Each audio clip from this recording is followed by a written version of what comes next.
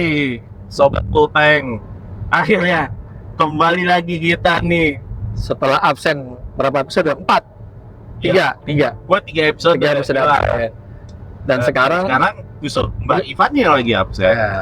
Semoga sebelum Mbak Ivan balik lagi, gua habis Adit di sini. Dan kebetulan sekarang kita lagi di salah satu mobil SUV. Harusnya sih kalian udah bisa lihat dari bentukannya, cuman nanti kita akan bilang lah ini mobil SUV-nya apa. Cuman kenapa kita lagi di mobil SUV saat ini, karena kita melihat, terutama gua merasanya tuh mobil SUV ini saat ini menjadi salah satu pasar yang somehow lebih gemuk loh daripada MPV. Pemainnya, mobilnya, variannya tuh bakal lebih banyak instead of MPV yang zaman dulu 2010-an, 2000-an itu tuh malah jadi pasar yang berdarah-darah gitu.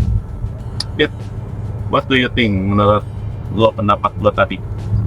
kalau menurut gue itu SUV itu memang happening banget di seluruh dunia ya. Mungkin dari 90-an, 2000-an. Kalau di Indonesia sendiri kan dari, ya kalau kita bilang mobil yang diklaim sebagai SUV pertama Indonesia itu adalah Jeep Cherokee tahun 94. Atau lanjut Terrano 95, lalu Opel Blazer di 96. Tapi kalau gue bilang Big Bang-nya di CR-V tahun 2000. Nah dari situ tuh SUV langsung CR-V kotak itu meledaknya luar biasa. Nah tadi ketika bilang SUV itu rame, memang bisa dibilang segmen ini mungkin paling banyak pesertanya. Iya kan? Iya. Dan kalau kita bicara, dan range-nya udah lengkap banget ya. Kita ada nyebutnya apa? Compact SUV kali ya, segmennya Rocky Race, WRV. Terus di atas lagi ada orang sebutnya low SUV. Low SUV itu sebenarnya MPV jadi SUV karena segmennya tuh Expander Cross, Stargazer X, sama ya Rush Terios. Ya, itu low SUV. Nah, naik atas itu di 250 sampai 300-an itu kalau harganya tidak salah. Nanti harganya kita tampilkan di bawah sini. Lalu di atasnya ada orang bilangnya di segmen SUV. Sebenarnya sih di segmen sama low SUV sebenarnya mah sama aja ya. Cuma di Indonesia kayaknya agak dibedain karena di sini rata-rata 5-seater seperti mobil yang lagi kita pakai hari ini. Ini adalah Honda HR-V, yaitu bisa dibilang best selling car-nya di segmen SUV ini. Bahkan nggak tanggung-tanggung, dia meluncur 2022 ya. Terus nggak tanggung-tanggung tahun 2003 itu pangsa pasarnya malah sampai 49% ya. Ya, again, ya. Dari zamannya dulu, Gen 1-nya HR-V aja bisa dibilang Gen 1 atau Gen 2 nih, di sini Gen 2 sebenarnya. Ya ini kan Gen 2 nih. Ini Gen 3. Sorry. Ada Gen 1-nya yang ini maksudnya bentuknya kotak itu 3. Itu 2. Oh iya, tahu. Itu tapi kan nggak di enggak, tapi kan namanya HR-V juga. Yang ini kan? Iya, yang kotak. Yang capek itu kalau nggak salah kayaknya parutnya nih. Iya. Filman mungkin ya. Apa? Nah, yang jadi menarik sendiri adalah memang somehow ini HR-V itu kalau dari kacamata gua melihatnya ini saat ini bisa dibilang orang lain mau datangin mobil apapun, mau pesaingnya kayak ada mungkin kereta atau mungkin ada Yaris Cross, ada banyak banget mobil, somehow tetap aja HR-V yang menang gitu. Kalau dari gua melihatnya ini HR-V itu kayak mobil yang nggak neko-neko, fungsional dapat, fitur oke. Bukan dibilang yang terlengkap ya, but good. Plus yang jadi unik ini adalah mobil ini tuh easy to use loh. Even makanya kan banyak pengguna HR-V itu sering diidentikannya itu sama yang pakai perempuan. Gak tahu menurut gue gimana, Dit?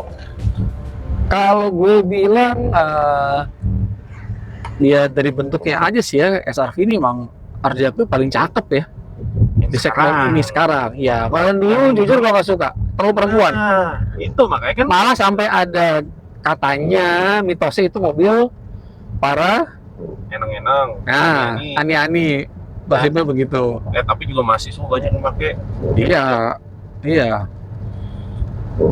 Dan ini juga sepertinya tidak tergoyahkan, bahkan Toyota yang mau meluncurkan Yaris Cross aja penjualannya kan cukup jauh. Tapi itu 2023, 2024 kita nggak tahu karena segmen ini akan diserbu oleh sesuatu yang lagi naik daun, yaitu mobil listrik. Nanti pembahasannya soal ini kita di belakang. Ya. Mungkin lebih kepada SUV sendiri dulu kita bahas ya. Kenapa sih SUV itu laku banget? Padahal mendadak semua pabrikan punya SUV berbagai ukuran. Kenapa sih menurut lu Fisya bikin ini tuh jadi laku? Kalau menurut gua ada beberapa parameter. Satu, mereka ngerasa MPV itu sepertinya sudah tidak memenuhi lagi kebutuhan mereka.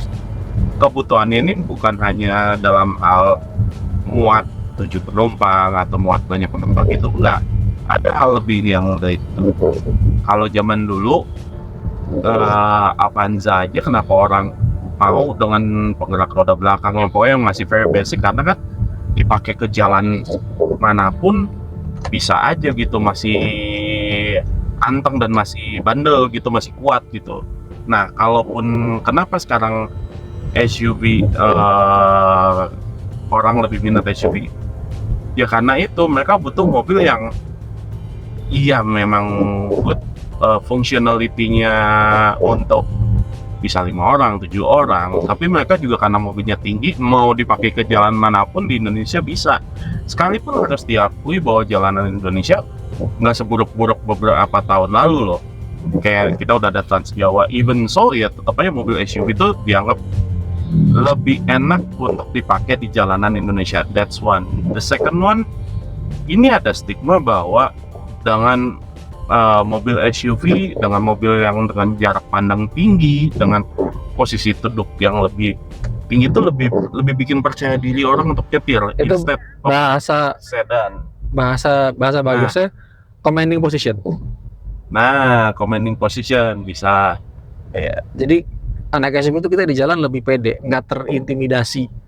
Karena kita lebih tinggi. Terus soal ground clearance bener, itu juga yang bikin kenapa sedan atau hatchback tidak jadi lagi diminati, karena even tempat gue tinggal aja kadang-kadang hatchback aja bikin susah. Kita harus lewat jalan tikus atau yang jalan nggak rata. Memang jalan sudah membaik, tapi area-area pinggir kota ada aja yang masih bolong-bolong. Gesrot. Itu yang kenapa SUV itu udah dibagi lebih fungsional lah dan lebih keren. Kalau MPV kayak mobil mama banget. Kalau di luar negeri soccer mom. Yeah. Orang beli MPV itu kayak udah ya lu kira kepepet banget sih ada pilih mobil lain. Tapi ngomongin yang tadi keren, gue juga kepikiran gini. Gara-gara gue nganggapnya fusion ya, pertemuan antara MPV dan SUV, ada LSUV itu tuh yang pelan-pelan tuh bikin orang jadi mulai menggeser loh konsep bahwa nggak perlu punya mobil MPV, bisa kok mobil 7 penumpang dan lebih gede juga, lebih yes. Akhirnya ujung-ujungnya apa? Banyak mobil MPV yang di SUV kan. Ya. Looks-nya minimal looks-nya aja dulu deh. Ya. Ground clearance naikin dikit aja. Kasih overfender. Kasih overfender cukup. Tapi untuk the real SUV-nya sendiri ya akhirnya ikut ke bawah, orang jadi tetap beli SUV juga. Dan again, untuk kayak misalnya yang beli HRV, gue rasa pasti mereka akan considernya ini adalah mobil untuk urban daily, satu, dan kedua ini mungkin kayak ya udah mobil buat dipakai sendiri gitu. Kalau keluarga mungkin mereka udah punya mobil lain lagi gitu, yang mungkin 7-seaternya gitu. Ya tetap 7-seater itu di Indonesia masih kayak sebuah keniscayaan. Nah, tapi biasanya ya either ini jadi mobil kedua atau jadi mobil pertama. Makanya mungkin sempat ada konsep ya ada stigma awal-awal itu waktu Gen 2 karena bentuknya yang lucu banget si HR-V itu ya dipakainya ya sama anak-anak muda yang kuliahan atau ya segmennya ke sana lah gitu. HR-V ya, jadi kayak udah jadi benchmark. Mau SUV ya SUV compact lah ya, ini sebutnya compact kali ya, compact atau small ya, itulah di segmen itu ya SUV paling standarnya, paling benchmarknya. Kayak kita bicara city car aja kan Brio udah, Iya, Bu. Ibarat kata MPV Avanza udah kayak patokannya udah di patokannya situ. gitu. Jadi orang tuh akan lari ke sini gitu. Justru kalau tidak salah ya 2022 itu kan masih pernah ada krisis chip ya. Itu ya merek lain itu banyak laku karena SRV-nya pindahannya lama. Jadi karena SRV-nya lama, chipnya itu orang beralih ke merek-merek lain.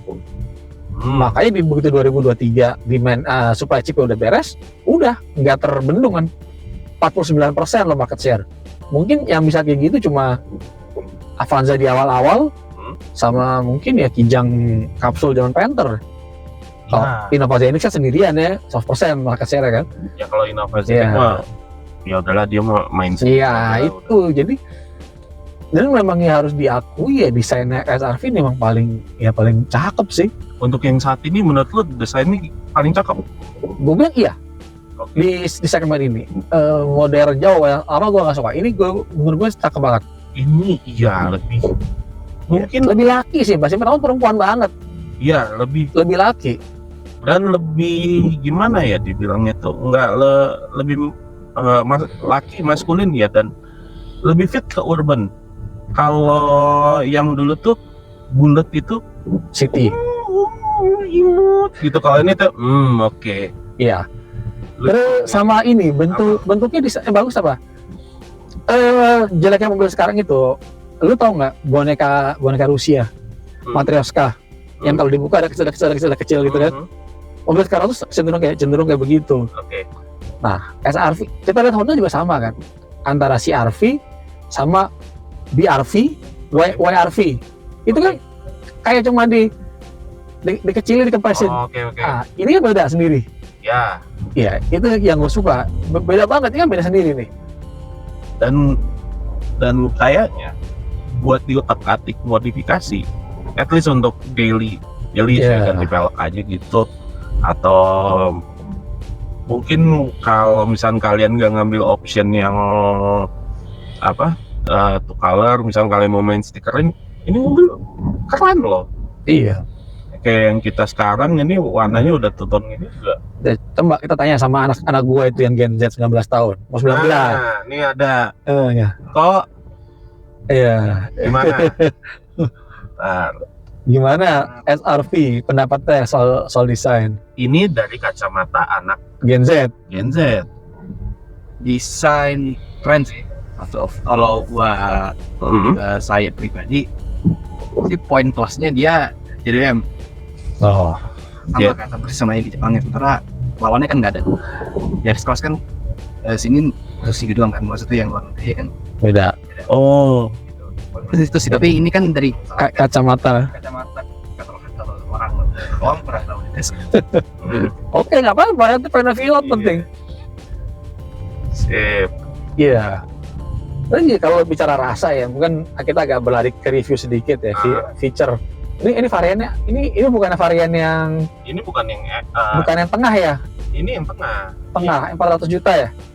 Bukan yang 440-an, bukan kan? Ini bukan kan? Ini yang SE yang tengah, justru yang satu tingkat di bawah yang paling tinggi. Yang 500 RS? Yang RS. Oke, iya. Nah, kalau RS sih jujur sih, kalau harga udah nembus 500 sih agak mahal ya untuk segmen ini ya.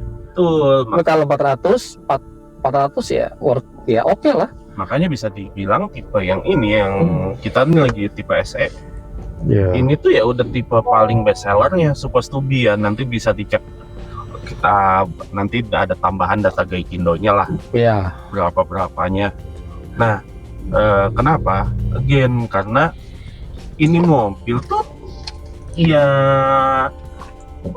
instead of yang mungkin kalau yang turbo itu lebih buat yang demen performance, ini tuh bener-bener yang ya udah dipakai buat daily use segala macam, nggak ribet, nggak neko-neko. Supposed to be udah ada Honda Sensing.